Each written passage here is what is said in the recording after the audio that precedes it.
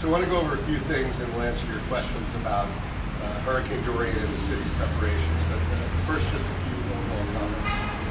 I was in this city hall during Hurricane Andrew when my father was there. And I remember everybody was transfixed at it coming directly at our city. And then at the last minute it went south and hit South Dade, as everybody knows. And I think the point is this. Nobody should make any assumptions based on the projections and assume that they are out of harm's way. Nobody should become their own meteorologist and just say, I know better. This city is preparing and will be prepared, and our residents are preparing and need to be prepared. While you can hope for the best, you have to assume the worst. And it is our hope that our residents, as our city is doing right now, will prepare. We are doing all the things that we need to do to make sure that we will weather the storm, the wind, and the rains. We are making sure that our drainage system is fully clean, as are our streets, so that any debris that shows up or any additional water that is here, along with the high tides that we had this weekend, will not be too great an imposition on our community. We are preparing for the aftermath of the storm so that we can get our residents back to normalcy as soon as possible. Tomorrow morning we'll have a sandbag distribution between right around the corner on Day Boulevard. We are asking our senior citizens or family members of senior citizens, especially frail individuals who may need assistance, call 311 and make sure we have them on the list so that we can provide assistance to them. You know, our city, fortunately or unfortunately, has a lot of experience, as do our residents, in dealing with these kinds of challenges and these high winds and these storm events. So we're asking our residents to do what they always do, which is to prepare, to make sure that they're bringing everything that is movable from outside their house to inside their house, to making sure that they have their proper lists put together and that they are prepared should we get an evacuation order in a day or two. But either way, our message today is be ready. Don't assume simply because of the trajectory you see on television that it's not going to hit us or it's not going to have a big impact. We expect, although we'll hope it doesn't happen, high rains and we expect high winds, and we expect our city and our residents to prepare for those. Mr. Manager. In specific items that the mayor mentioned, number one, we will begin a sandbag system program tomorrow at 8 a.m. It's at the Public Works Yard, which sits between Miami Beach Senior High School and the fire station. I'm not sure what the specific address of that location is, but everyone knows that there's a Public Works Yard. And we'll have a lot of folks out there directing and whatnot. The mayor mentioned the 311 for seniors. When the county, if the county ends up opening shelters, there's a list the county keeps of senior citizens who are enrolled so that they're getting extra assistance. Sometimes there are folks on that list. It's not too late. 311 is open 24/7. So if you know of any seniors out there who aren't registered but they need some extra help, that's very important. Please call 311. One other point, you mentioned people putting things out. We always talk about the projectiles out there. People put things out, and when the winds pick up, they can fly and damage people and property. We've asked our residents, please do not put anything out at this point. We're going around just trying to make sure that the streets are clean, that the drains are clean, and the last thing we need to do is now start trying to figure out that people are putting out a lot of stuff, and if we miss something, it could become a projectile that could be dangerous. So we're asking that cooperation. And the mayor makes a critical point. We know this is going to be a very strong storm. Everyone knows that at this point. Maybe Cat 3 or Cat 4 upon landing. We know that it is going to make a landing on the east coast of Florida, probably from south of Vero Beach, whether it hits Jupiter, whether it hits Miami Beach, that we don't know. And so we are planning, we have started planning 2 days ago, that for the worst case scenario that it hits us. God willing it doesn't, but we will be prepared.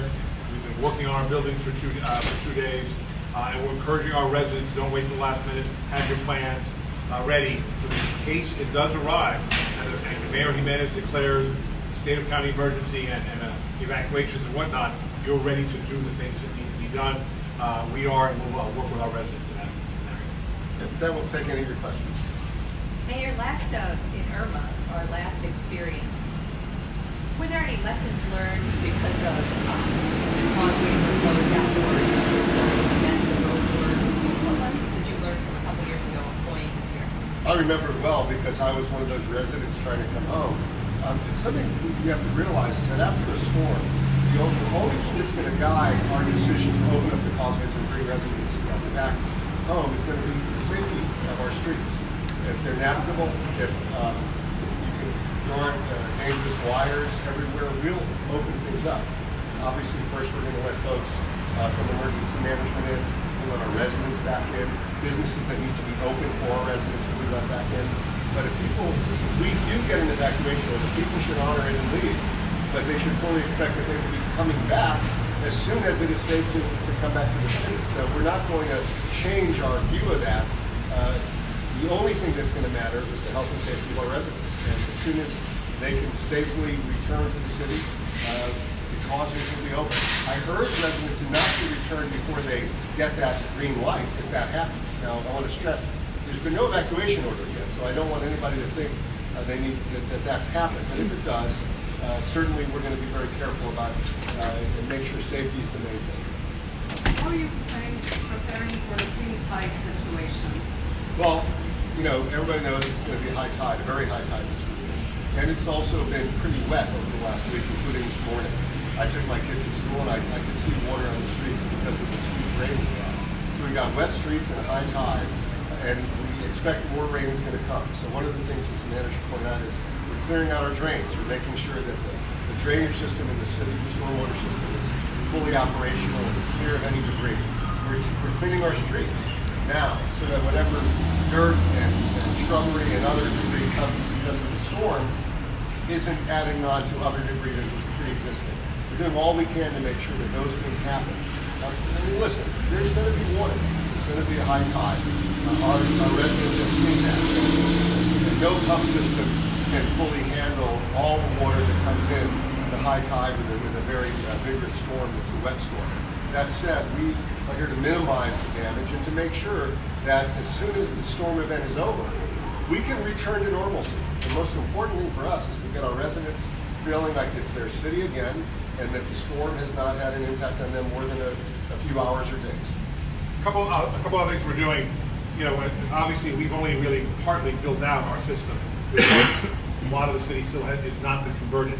At critical locations, we are putting out about 10 temporary pumps to those kind of areas to try to provide some additional assistance. Additionally, there are pumps in the city that don't have dedicated power sources, generators.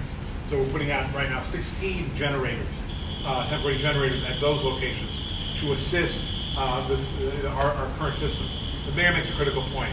If you get a Cat 1, Cat 2, Cat 3 hit with a strong storm surge, there's no stormwater system in the world, no matter how robust a pumping system, that can overcome that water surge. The critical point of that is how quickly can you get the water off the streets thereafter. And now, if it turns out that what we're getting is more of a tropical storm event, then hopefully we'll be able to fight against that. But again, one of the challenges of resiliency going forward, you have to learn to live with a certain amount of water with these kind of, whether it's a rain bomb or whether it's a hurricane. But we're doing the best we can to keep our system flowing as much as possible. Any particular concerns that you're focusing on that popped up that you didn't expect?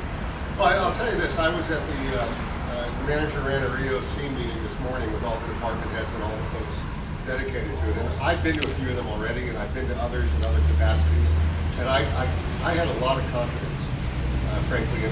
Our city is well experienced in this. This is not our first time preparing for a storm, obviously. The men and women who are responsible for it, as well as our residents, I think they get it. They understand what they have to do. And I felt like even more so than 27 years ago, I guess, when Andrew was here and I was in City Hall with my dad, we've come a long way. We're sophisticated, we're working together, there's no turf battles, we're working with the county, we're in constant communication with FP&L. So I think one thing people should know is that our community is prepared for these kinds of storms, in part because we've had to weather them before. But I'm incredibly impressed with our own team and the team that surrounds them. I think probably the one concern we have is that the tracking cone 3 or 4 days out is so broad that literally the entire peninsula of Florida. And so that gives, I think, some of the other agencies who are working on these challenges, they can't focus, whether it's an FPL or FDOT, they can't focus on maybe a third of the state. They still got to deal statewide. We're concerned about resources. After Irma, there were challenges with getting your debris removal companies because it's all 67 counties. And so again, every county is activating their EOCs. It's a challenge potential resources. What we hope is at some point, obviously, that cone becomes specific and we can focus. And we're also concerned that that also broad probability causes individuals to say, well, it ain't coming here. And so that's our biggest concern is the sooner folks realize, oh my God, this is where it's going, then those communities impacted, wherever they might be, can really then get a focus of resources and energy. Let me put it this way. There is no upside for a resident to assume they're not going to have a problem this weekend. I think that they, my family and I always do the upside downside analysis, generally about the conduct of my teenagers, where I say, really, is there any advantage to doing that? What's the upside and what's the downside? In this moment, there is no upside in assuming that you're not going to have a difficult weekend in your home. We're assuming we're going to have a difficult weekend in this city, and we're preparing for that. Our residents should do the same, and I pray that they will. So thank you all. Can we get something in Spanish? Sure.